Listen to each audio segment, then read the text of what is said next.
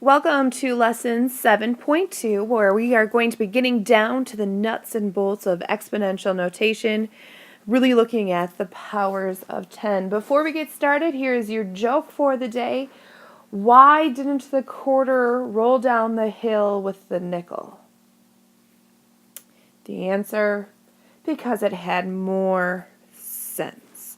We're going to go in our lesson today, and I want to take a look at a math message, and we're going to be taking a look at different names for each number. So we're going to be using our name collection boxes, which maybe you had seen when you were in the elementary school. So what I'm asking you to do is, how can you rewrite 100? What's another way that you can do it? Some of you would say 99 plus 1. Okay. How could you get to 1,000? 100 times 10. 1 times 1 is 1, and we would add our 3 zeros to get that 1,000. I'm going to give you some time now to go ahead and write down some different answers that you may have. Do as many as you can.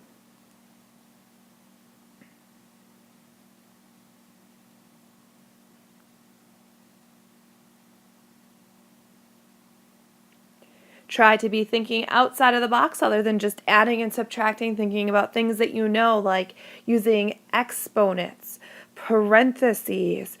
Try to use more than 2 different numbers. Maybe do 4 or 5 numbers collectively to get those answers as well.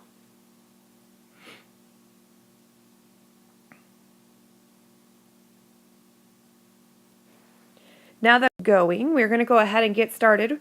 We're going to remember what exponential notation is. Remember, exponential notation, which we learned in lesson 7.1, is a number that has a base number and an exponent. So 6 to the second power, the base of 6, an exponent of 2. What does that mathematically mean? Go ahead and write it down in your journal. And if you said that really it means 6 times 6, you are correct. The base is telling us the number that we're going to repeat, and how many times we repeat it is that exponent. Another thing I want to take a look at is number and word notation. It is just what it says. We're going to use numbers and words to write it. Sometimes we have large numbers. Go ahead and think about what that number is.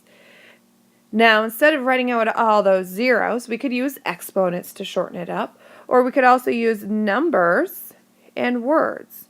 So 5 million. It's a way to shorten it up, make it easier for us to see instead of having to count the zeros. You're going to take a look at the powers of 10. You're going to want to look at your SRB to help you out here. You can be opening up to page 5. Remember that numbers can be written as products of 10. So 10 squared, or 10 to the second power, which is really 10 times 10, is going to equal really 100. If we add 10 to the third power, remember that's the same thing as doing 10 times 10 times 10. Which would get us 1,000. Remember how we do that again is 1 times 1 times 1, which is 1, and add 1, 2, 3 zeros. Remember, when we come in 3 place values of zeros, 1, 2, 3, we should always have a comma that will help us read the number a little bit better. Now, taking a look at your SRB, page number 5, powers of 10. Numbers like 10, 100, and 1,000 are always called powers of 10. They are numbers that can be written as products of 10. So 100, if we're thinking about our name collection box, something you could have wrote was 10 times 10. Or another example in that collection box, you could said 10 to the second power. 1,000 could be written as 10 times 10 times 10, or 10 to the third power. Hopefully you had caught on to some of those in your name collection boxes in the math message and were able to do that. Remember, the raised digit is called an exponent. That exponent tells how many times the tens are being multiplied. A number written with an exponent, like 10 to the third, is an exponential notation. And a number written in usual place value way, like 1,000, is in standard notation. That's how we usually see the numbers. If we're taking a look at this chart of powers of 10, we can see in standard notation the number 10 is going to be written with a 1 and a 0. It is a product to 10, and exponential notation is 1. Remember, how did we get to 10? Well, it was 10 times 1. If we're looking at 100, how did we get there? Well, it's 10 times 10. Since we're multiplying it by 10 twice, two different times, we're going to have the exponent of 2. Now, if we come down and look down here, all the way down to 1 billion, that is going to be 10 times 10 times 10 times 10 times 10 times 10 times 10 times 10 times 10. Lots of tens. But instead of going ahead and writing all of that out, or even writing out 1 billion, because there are so many zeros, we can shorten it up by doing 10 to the 9th power, because we're multiplying 10 9 times. Hopefully some of the powers of 10. So if we're going to take a look at this chart, if we wanted to rewrite, if we had $1 million, man, what would that look like? So many things you could do with $1 million. What would it look like with exponents? If you had 10 to the what dollars? Well, we can use our place value chart and see here that millions is going to be to the 6th power. Okay, we can also be thinking if we were to actually write out 1 million, we have 1, 2, 3, 4, 5, 6 zeros. That's how we get our exponent of 6. Or we can take a look at another example. If the distance from Denver, which is in Colorado, to Mexico is 1,000 miles, another way that we could write it is saying 10 to the what power? Well, let's take a look at our chart. Here's our thousands. We could say 10 to the 3rd power. Or, here we go. We have 1, 2, 3 zeros. Taking a look, wow, what a large number. How could we rewrite it? Do we know what it's called? Some of you might know that it is in the what spot? Well, here are hundreds, here are thousands. After thousands are millions. Here's billions. So instead of writing 1 billion, we can go ahead and see that it's actually going to be 10 to the 9th power. If we are looking, we have 1, 2, 3, 4, 5, 6, 7, 8, 9. Now, we can also have exponents be negatives.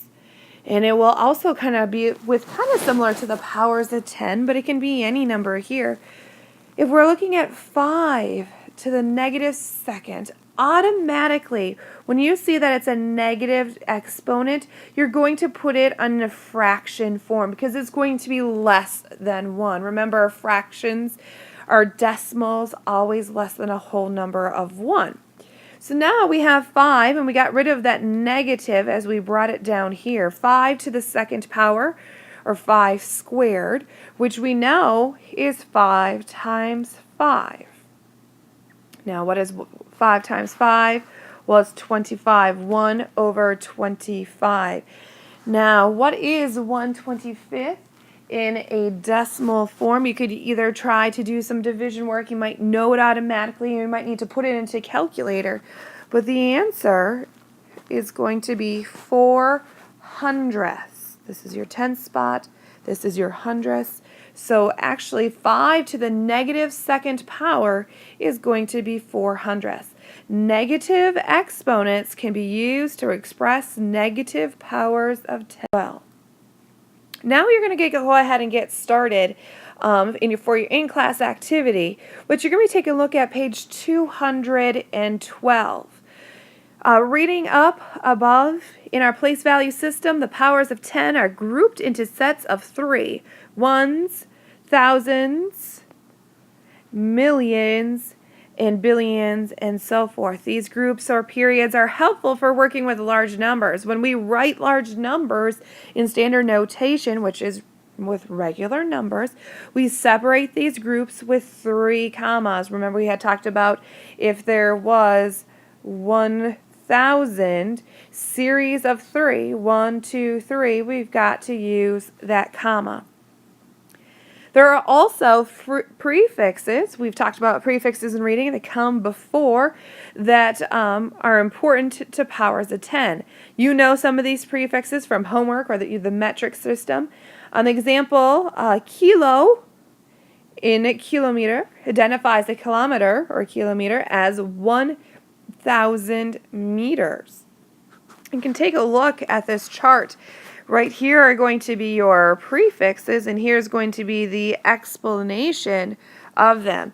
If you remember in elementary school using those little cubes, they're unifix cubes, which are ones, and we had the 10 rods as well. So that might be a familiar terminology as well. To move on from your in-class activity, you're going to have to complete page 212. To be successful with it, you're really going to need to use this chart. Think about, are they asking you to write exponents? Are they asking you to do a prefix? Are they asking you to write it in standard notation?